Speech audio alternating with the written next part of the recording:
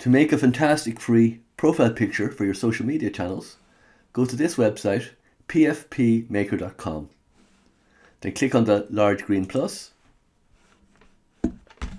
upload your picture, and it'll generate a lot of different profile picture styles for you in the circular shape. And there they are, tens of them, with different styles, different colours. And then go up to the top, we can adjust the colour, and we change the background to kind of reds. Notice all the pictures have gone into the red tone.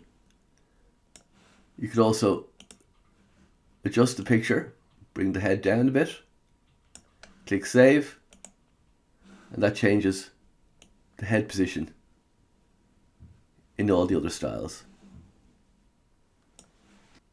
And once you're happy with the style, then hover over the picture and simply download the profile picture.